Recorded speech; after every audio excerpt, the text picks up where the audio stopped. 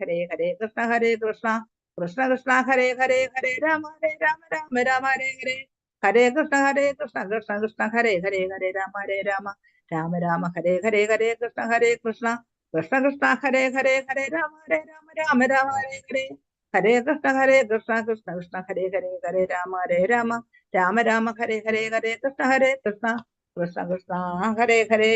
ജയ ശ്രീ കൃഷ്ണ ചൈതന്യ പ്രഭു നിത്യാനന്ദ ശ്രീ അദ്വൈത ഗദാധര ശ്രീവസാദി ഗൗര ഭക്ത വൃന്ദ. ഓ നമ ഭഗവതേ വാസുദേവായ. ഭഗവാനേ കൃഷ്ണ.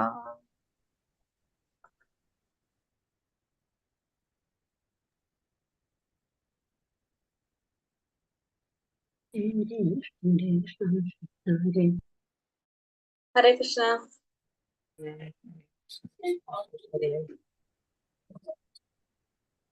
ഹരേ കൃഷ്ണ. ഓം നമോ ഭഗവതേ വാസുദേവായ. ഓം നമോ ഭഗവതേ വാസുദേവായ. ഓം നമോ ഭഗവതേ വാസുദേവായ. ഓം അജ്ഞാനതിമിരാന്ധസ്യ ജ്ഞാനാഞ്ജനാശലാകയ ചക്ഷുരുന്മീലിതം യേന തസ്മൈ ശ്രീഗുരവേ നമഃ.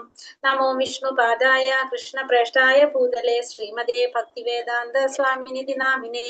നമസ്തേ സാരസ്വതേ ദേവേ ഗൗരവാണി പ്രചാരിണേ നിർവിശേഷ ശൂന്യവാദി പാശ്ചാത്യദേശധാരിണേ. ജയ ശ്രീ കൃഷ്ണ ചൈതന്യ പ്രഭു നിത്യാനന്ദ ശ്രീ അദ്വൈത ഗദാധര ശ്രീവാസാദി ഗൗര ഭക്തവൃന്ദ.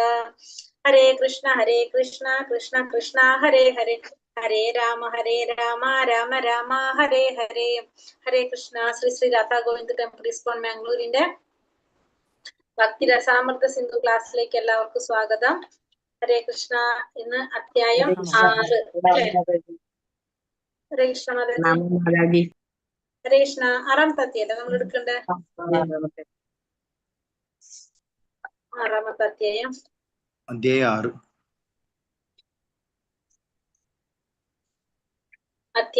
6. 6ാമത്തെ അധ്യായം ഒന്നുമില്ല, പക്ഷെ ആ 6ൽ പറഞ്ഞിരിക്കുന്ന കാര്യങ്ങളാണ് നമ്മൾ മുന്നിലേക്ക് കൊണ്ടുപോകുന്നത്. പ്രധാനപ്പെട്ട കുറെ കാര്യങ്ങളാണ് നമ്മൾ പറയാൻ പോകുന്ന കാര്യങ്ങളാണ് ഈ 6ാമത്തെ അധ്യായത്തില് കാണുന്നത്. അതിനു മുന്നേ ഇന്നലെ നമ്മൾ പഠിച്ചത് 5ാമത്തെ അധ്യായം. 5ാമത്തെ അധ്യായം എന്തായിരുന്നു? ഭക്തി സേവനത്തിന്റെ പരിശുദ്ധി നമ്മൾ കണ്ടു. ഇനി അധ്യായം 6, 64 നിയാമക തത്വങ്ങൾ. അതാണ് നമ്മൾ ഈ അധ്യായത്തിൽ മനസ്സിലാക്കുന്നത്.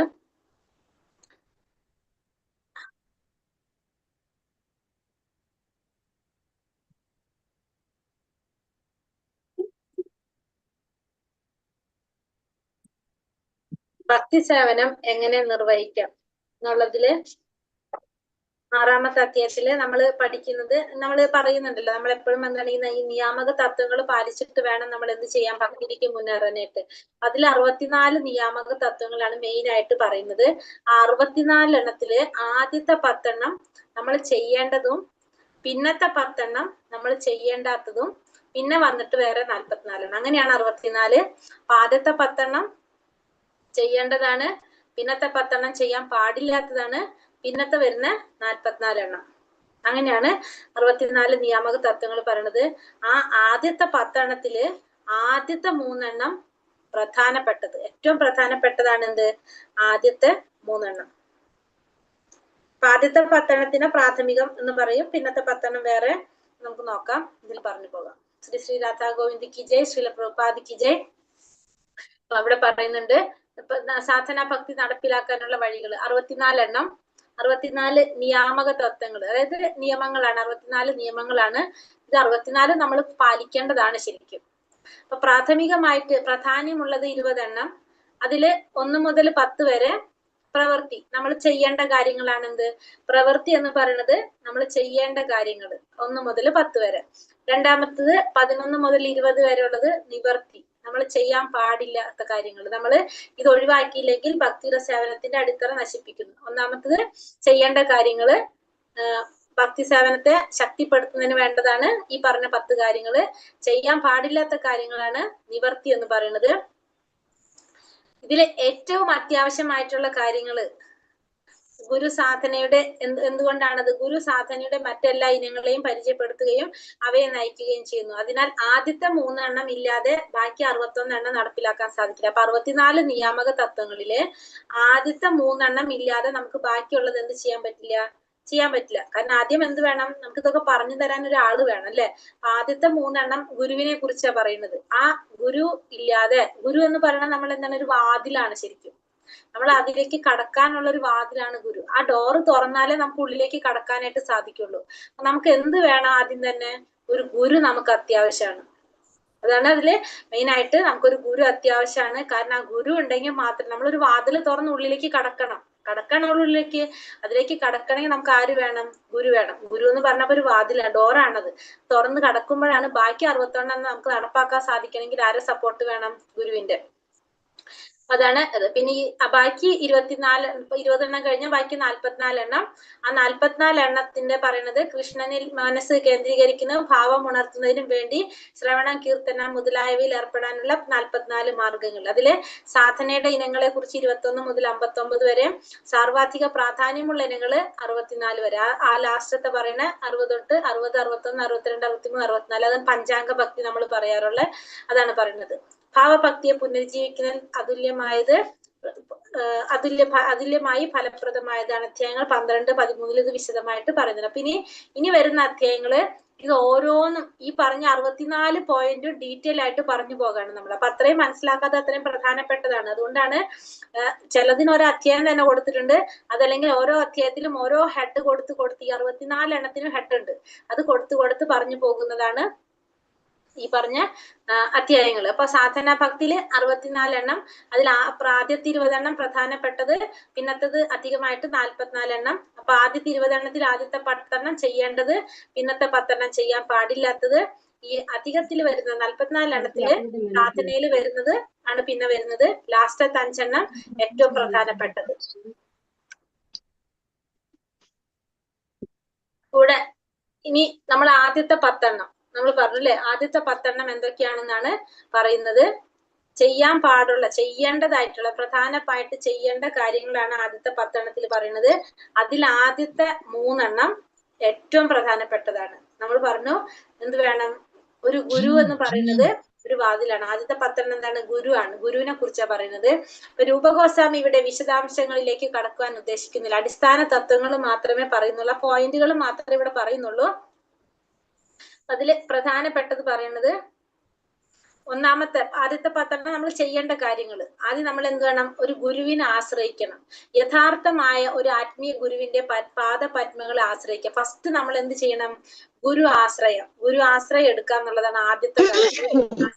നമ്മളൊരു ഗുരുവിനെ ആശ്രയിക്കുക എന്നുള്ളതാണ് ആദ്യമായിട്ട് നമ്മൾ ചെയ്യേണ്ടത്. അപ്പൊ ഭക്തിയിലേക്ക് നമ്മൾ ആദ്യം ചെയ്യേണ്ട കാര്യം ഗുരുവിനെ ആശ്രയിക്കുക എന്നുള്ളതാണ് ഫസ്റ്റ്.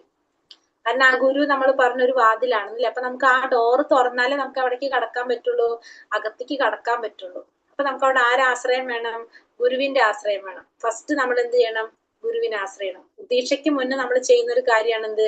ഗുരുവിനെ ആശ്രയിക്കുക എന്നുള്ളത്. ഫസ്റ്റ് ഗുരു ആശ്രയം എടുക്കാന്ന് പറയും നമ്മള്. അപ്പൊ ഗുരു ആശ്രയം എടുക്കണം. പിന്നെ രണ്ടാമത്തത്, ഗുരുവിനെ ആശ്രയിച്ചു കഴിഞ്ഞാൽ പിന്നെന്താണ്? ആത്മീയ ആചാര്യനാൽ നയിക്കപ്പെടുകയും ഭക്തിയുടെ സേവനം നിർവഹിക്കാൻ പഠിക്കുകയും ചെയ്യുക. രണ്ടാമത്തത്, നമ്മള് ഗുരുവിനെ ആശ്രയിച്ചു കഴിഞ്ഞാൽ പിന്നെ അടുത്തത് നമ്മൾ പറയുന്നത് എന്ത് വേണം? ഗുരുവിനെ ആശ്രയിച്ചാല് ആചാര്യനാൽ നയിക്കപ്പെടണം. പിന്നെ ഗുരു പറയുന്നത് അനുസരിക്കുക. ഗുരു പറയുന്നത് ഭക്തിയുടെ സേവനം നിർവഹിക്കാനായിട്ട് പഠിക്കുക ചെയ്യുക.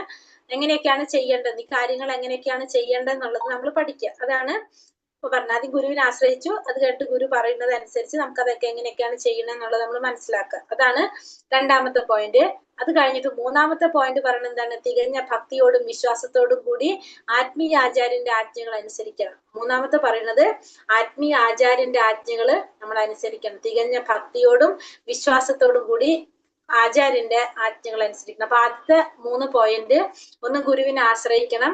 അതിനുശേഷം ഗുരുവിൽ നിന്ന് നമ്മൾ ആ ചെയ്യേണ്ട കാര്യങ്ങളൊക്കെ ചോദിച്ച് പഠിച്ചു മനസ്സിലാക്കണം. മൂന്നാമത്തത് ഗുരുവിനെ വിശ്വസിക്കണം. ഭക്തിയോട് കൂടി ആ ആചാര്യന്റെ ആജ്ഞകൾ അനുസരിക്കുക. അതാണ് മൂന്നാമത്തെ പോയിന്റ്. പിന്നത്തെ പറയുന്നത് ആ ആചാര്യന്റെ നിയന്ത്രണത്തില് നമ്മൾ എന്ത് ചെയ്യണം? ആത്മീയ ഗുരുക്കന്മാരുടെ കാലടിപ്പാടുകൾ പിന്തുടരാം. നാലാമത്തത് കൃഷ്ണാവബോധത്തിൽ എങ്ങനെ പുരോഗതി കൈവരിക്കണം എന്നതിനെ കുറിച്ച് ഗുരുവിന്റെ ഉപദേശം തേടാം. അപ്പൊ ഗുരുവിന്റെ ഉപദേശം ഗുരുവുമായിട്ട് ബന്ധപ്പെട്ടതാണ് വരുന്ന ആദ്യത്തെ 5 എണ്ണം.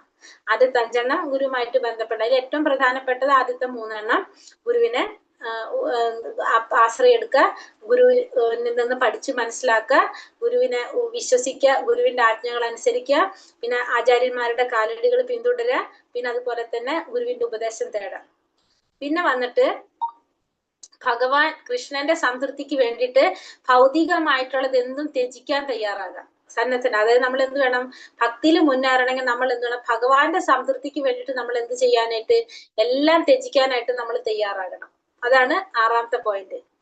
പിന്നെ ദ്വാരക, വൃന്ദാവനം തുടങ്ങിയ പുണ്യഭൂമികളിൽ എവിടെയെങ്കിലും വസിക്കുക. ദ്വാരക, വൃന്ദാവനം പോലുള്ള പുണ്യഭൂമികളിൽ വസിക്കുക. ഭൗതിക ലോകവുമായിട്ട് ആവശ്യം വേണ്ടിടത്തോളം ഇടപെടുകയും അവിടെ നിന്ന് ആവശ്യം വേണ്ടത് മാത്രം സ്വീകരിക്കുകയും ചെയ്യുക. അപ്പൊ നമുക്ക് ആവശ്യത്തിന് മാത്രം നമ്മൾ ഭൗതിക ലോകമായിട്ട് ഇടപെടാം, അതിൽ നിന്ന് ആവശ്യം വേണ്ടത് സ്വീകരിക്കുക. ഏകാദശി നാളിൽ ഉപവാസം അനുഷ്ഠിക്കുക. ആൽ തുടങ്ങിയ പുണ്യവൃക്ഷങ്ങളെ പൂജിക്കുക. ഇത് 10 എണ്ണം നമ്മൾ ചെയ്യേണ്ടതാണ്. ഇത് ഡീറ്റെയിൽ ആയിട്ട് പറയും. ഇനി ചെയ്യാൻ പാടില്ലാത്ത 10 എണ്ണം: ഭക്തിഹീനന്മാരുടെ സമ്പർക്കം നിർബന്ധമായിട്ടും ഉപേക്ഷിക്കുക. ഭക്തിരസേവനത്തിൽ താല്പര്യമില്ലാത്തവർക്ക് ഒരു തരത്തിലുള്ള നിർദ്ദേശം നൽകാൻ പാടില്ല. ഭക്തി ചെയ്യാൻ ഇഷ്ടമില്ലാത്തവർക്ക് നമ്മളൊരു നിർദ്ദേശം കൊടുക്കരുത്. ആർഭാടം നിറഞ്ഞ ക്ഷേത്രങ്ങളോ ആശ്രമത്തിന്റെയോ നിർമ്മാണത്തിലേറെ ഉത്സാഹം കാണിക്കരുത്. വളരെയേറെ ഗ്രന്ഥങ്ങൾ വായിക്കുകയോ ഭാഗവത പാരായണമോ ഗീതാ പ്രവചനമോ തൊഴിലായിട്ട് സ്വീകരിച്ച് പണം സമ്പാദിക്കരുത്. നമ്മൾ എന്ത് ചെയ്യാൻ പാടില്ല, വളരെയേറെ ഗ്രന്ഥങ്ങൾ വായിക്കേണ്ട ആവശ്യമില്ല. ഭാഗവത പാരായണം ചെയ്തുകൊണ്ട്, ഗീതാ പ്രവചനം ചെയ്തുകൊണ്ട് അത് തൊഴിലാക്കിയിട്ട് സ്വീകരിച്ചിട്ട് പണം സമ്പാദിക്കാൻ പാടില്ല. ശാസ്ത്രങ്ങൾ വിറ്റ് നമ്മൾ പൈസ ഉണ്ടാക്കരുത് എന്നാണ് പറയുന്നത് ബേസിക് ആയിട്ട്. സാധാരണ ഇടപാടുകളിൽ വൈമുഖ്യം കാണിക്കരുത്. പിന്നെ ലാഭത്തിൽ അത്യാഹ്ലാദമോ നഷ്ടത്തിൽ അതിദുഃഖമോ ഉണ്ടാകാൻ പാടില്ല. ദേവന്മാരെ നിന്ദിക്കാൻ പാടില്ല. ആർക്കും അനാവശ്യ ശല്യം ഉണ്ടാക്കാൻ പാടില്ല.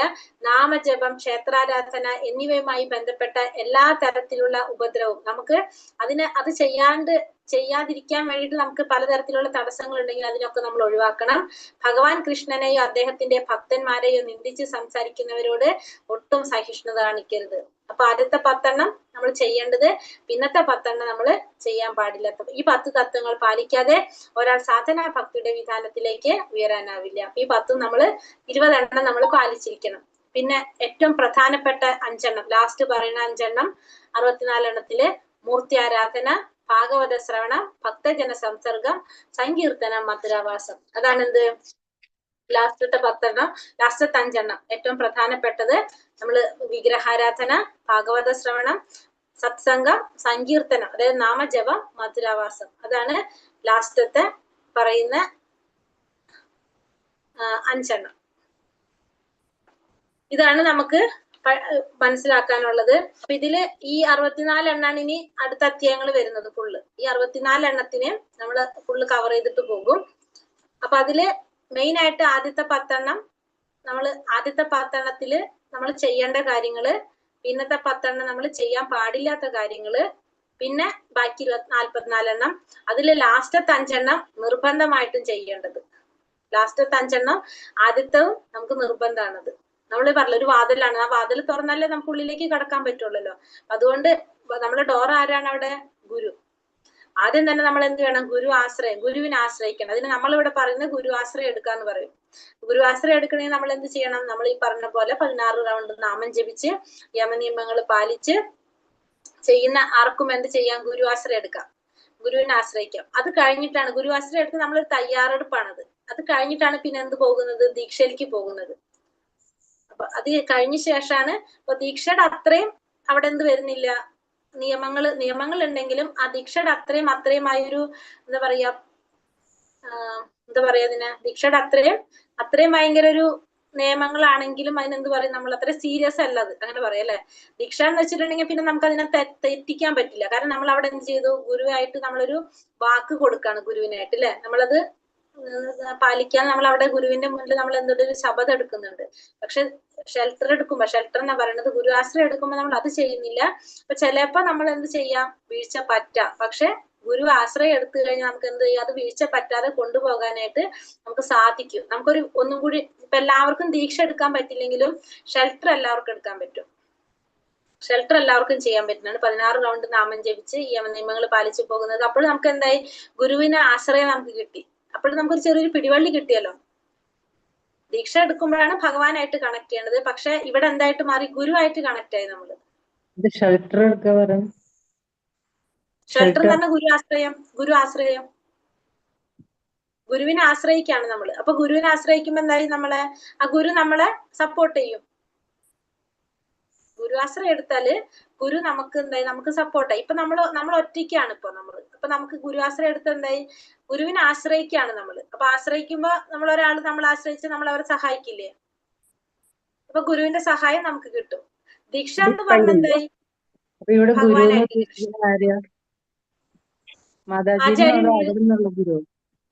എങ്ങനെ മാതാജിയാണോ അതോ അവിടുന്ന് ഉള്ള ഗുരുവാണോ?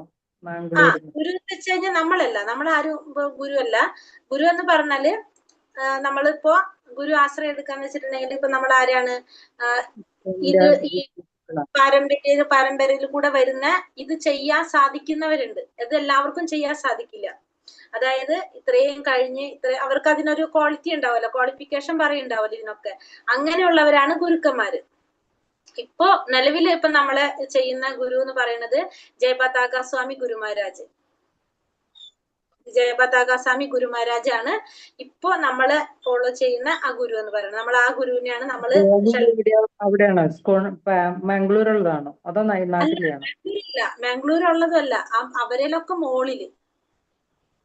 മോളിലാണത്. ആ മഹാരാജ് ഉള്ളത് മായാപ്പൂരാണ്, ഹെഡ് ക്വാർട്ടറിലാണ് താമസിക്കുന്നത്. മാതാജി പോയ അവിടെ അല്ലേ? അപ്പൊ നമ്മൾ ദീക്ഷ എടുക്കുമ്പോ അവിടെ പോയിട്ട് കണക്ട് ചെയ്യണം. അവിടെ ആ ഗുരുമഹാരാജായിട്ടാണ് നമുക്ക് കണക്ഷൻ വേണ്ടത്. എവിടെയായിട്ടും നമുക്ക് കണക്ഷൻ വേണ്ടത് ആ ഗുരു മഹാരാജായിട്ടാണ് നമുക്ക് കണക്ഷൻ വേണ്ടത്. നമ്മൾ ഷെൽട്ടർ എടുക്കുന്നതും ദീക്ഷ എടുക്കുന്നതും ഒക്കെ ആ ഗുരു മഹാരാജിൽ നിന്നാണ്. കാരണം നമുക്ക് ഇപ്പൊ നാമനിഷ്ഠ പ്രഭു സന്യാസിയാണ്. പക്ഷെ പ്രഭുവിന് എന്ത് ചെയ്യാൻ പറ്റില്ല, പ്രഭുവിനും ദീക്ഷ തരാൻ പറ്റില്ല. കാരണം ആ സന്യാസിൽ തന്നെ എത്രയോ വർഷങ്ങൾ ചെയ്ത് പിന്നെ അതിനുണ്ടാവുമല്ലോ അവരുടേതായിട്ടുള്ള ഒരു ക്വാളിഫിക്കേഷൻ ഒക്കെ ഉണ്ടാവുമല്ലോ. അങ്ങനെ കഴിയുമ്പോഴാണ് അത് അവർക്ക് അത് കൊടുക്കുന്നത്. അത് അങ്ങനെയാണ്. ഒരു ഗുരു ഉള്ളപ്പോ ആ ഗുരു തന്നെയാ ചെയ്തു പോകാം. ആ ഗുരുവിന്റെ കാലം കഴിയുമ്പോഴാണ് അത് അവർ പറയും ഇന്ന ആള് ചെയ്യാന്ന് അവർ പറയും. ഇപ്പൊ ശ്രീല പ്രഭുപാദർ പറഞ്ഞു. ഇപ്പൊ ശ്രീല പ്രഭുപാദരുടെ ശിഷ്യനാണ് ആര്, ജയപതാക സ്വാമി ഗുരു മഹാരാജ്. ഇപ്പൊ ശ്രീല പ്രഭുപാദർ പറഞ്ഞതനുസരിച്ച് ഈ എത്ര പേരുണ്ട്, 5 or 6 പേരാണ് ചെയ്യുന്നത്. അപ്പൊ അവര് അത് ചെയ്തു പോകുന്നു. അപ്പൊ ഇനി എന്തെങ്കിലും ഇവർക്ക് പറ്റാതെ പറ്റുണ്ടാവുമല്ലോ. അപ്പൊ അവര് ഇതേപോലെ തന്നെ ആർക്കാണ് അതിന് യോഗ്യത ഉള്ളതെന്ന് വെച്ചാൽ ആ ഗുരുവിന് മനസ്സിലായിട്ട് അവരെ ഏൽപ്പിക്കും. പിന്നെ അവര് ചെയ്തുകൊണ്ടുപോകും. ഇപ്പൊ ഇത്രയും ആളുകൾ ഉണ്ടായാലും എല്ലാവർക്കും ദീക്ഷ കൊടുക്കാൻ പറ്റില്ല. ഒരു ചൈതന്യം പകർന്നു കൊടുക്കലായിരിക്കും അല്ലെ? നമ്മൾ ഈ പ്രതിഷ്ഠയൊക്കെ നടത്തുന്നുണ്ടല്ലോ അമ്പലത്തില്, ആൾക്കാർ വന്നിട്ട്. അപ്പൊ അവരുടെ എന്തോ ഒരു ചൈതന്യം ആദ്യം ആവാഹിച്ചെടുക്കും, പിന്നെ അത് തിരിച്ചു കൊടുക്കണമെന്നുള്ളതാണ് പ്രതിഷ്ഠ. ഓരോ വർഷവും പുനഃപ്രതിഷ്ഠയ്ക്ക് അതാണത്രേ നടക്കണത്. അപ്പൊ ഇതുപോലെ തന്നെയാവും സന്യാസിമാർ അവരുടെ ഒരു ചൈതന്യത്തിന്റെ ഒരു ഭാഗം അങ്ങോട്ട് കൊടുക്കുകയായിരിക്കും ചിലപ്പോ അല്ലെ? കൊറേ മാതാജിമാര് ക്ലാസ് ഒക്കെ എടുക്കണില്ലേ? നിങ്ങൾ എല്ലാരും മായാപ്പൂര് എടുത്തതാണോ? അല്ല, അങ്ങനെയില്ല. എല്ലാവർക്കും മായാപ്പൂര് പോകണമെന്നൊന്നുമില്ല. അതെങ്ങനെ വേണമെങ്കിലും എടുക്കാം. അത് ഓരോരുത്തരുടെ ചിലപ്പോ ഭാഗ്യം അനുസരിച്ചും അതൊക്കെ അനുസരിച്ചായിരിക്കും മാതാജി കിട്ടുണ്ടാവുക. കീർത്തനത്തിന്റെ ഗുരു ഉണ്ട്, പിന്നെ നമുക്ക് ആ ക്വിസ് നടത്തുന്ന ഗുരു മാതാജി ഉണ്ട്. എല്ലാരും ഇവരൊക്കെ മായാപ്പൂര് പോയതാണ് അല്ലേ? അല്ല, അവരൊക്കെ വേറെ എടുത്തതാ, അല്ലാതെ എടുത്തതാ. അത് നമുക്ക് മാതാജി അങ്ങനെ ആ ദീക്ഷ എടുത്തു കഴിഞ്ഞാൽ പിന്നെ നമ്മുടെ ലൗകിക ജീവിതങ്ങളൊന്നും പാടില്ലല്ലോ, അങ്ങനെയുണ്ടോ? അങ്ങനെ മാതാജി ഇപ്പൊ ഞാനിവിടെ ജീവിക്കുന്നില്ലേ, എന്നെ കാണുന്നില്ലേ നിങ്ങള്? ദീക്ഷ എടുക്കുന്നതിനെ പറ്റി നമ്മുടെ